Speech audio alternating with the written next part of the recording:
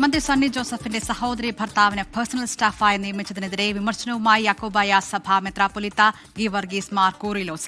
സർക്കാരിന്റെ തുടക്കത്തിൽ തന്നെ വിവാദമായ ബന്ധു നിയമനം സ്വജനപക്ഷപാതം തന്നെ എന്ന് അദ്ദേഹം പറയുന്നു.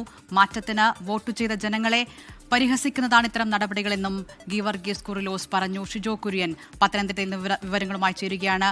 ഷിജോ, ഈ രാഷ്ട്രീയപരമായ പല പരാമർശങ്ങളും ഫേസ്ബുക്ക് പോസ്റ്റുകളും കൊണ്ട് എന്നും ശ്രദ്ധേയനായിരുന്നു അദ്ദേഹം.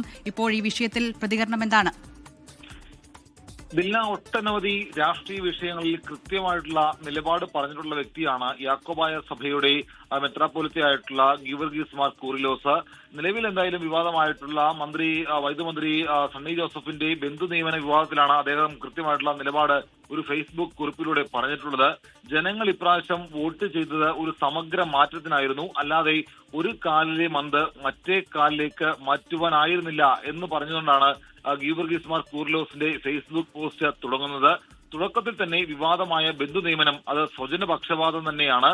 ബന്ധു നിയമനം പ്രതിഷേധാർഹമെന്ന് യാക്കോബായ സഭ മെത്രാപ്പൊലീത്ത പറയുമ്പോൾ മാറ്റത്തിന് വോട്ട് ചെയ്ത ജനത്തെ പരിഹസിക്കുന്നതാണ് ഇത്തരം നടപടികളെന്നും ഗീവർഗീസ് മാർ കൂറിലോസ് പറഞ്ഞു വെക്കുന്നുണ്ട്. ഒപ്പം തന്നെ ഈ നടപടി ഉടൻ തന്നെ പിൻവലിക്കുമെന്ന് ജനങ്ങൾ പ്രതീക്ഷിക്കുന്നുവെന്നും അദ്ദേഹം പറയുന്നുണ്ട്. വളരെ കൃത്യമായിട്ടുള്ള രാഷ്ട്രീയ നിലപാടുകൾ വിവിധ വിഷയങ്ങളിൽ പറഞ്ഞിട്ടുള്ള ഒരു മെത്രാപ്പൊലീത്ത കൂടിയാണ് ഗീവർഗീസ് മാർ കൂറിലോസ്.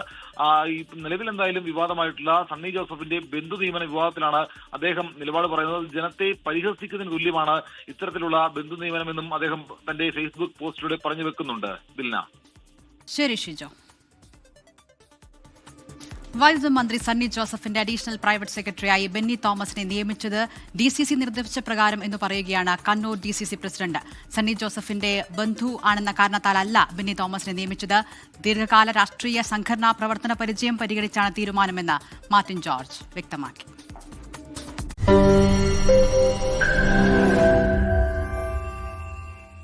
ലോകത്തെവിടെയായാലും ഏത് സമയത്തും 24 വാർത്തകളും ഓഗ്മെന്റഡ് റിയാലിറ്റി പാക്കേജുകളും എക്സ്പ്ലെയിനറുകളും വിശദമായി കാണാൻ ഞങ്ങളുടെ YouTube ചാനൽ നിങ്ങൾക്ക് സബ്സ്ക്രൈബ് ചെയ്യാം.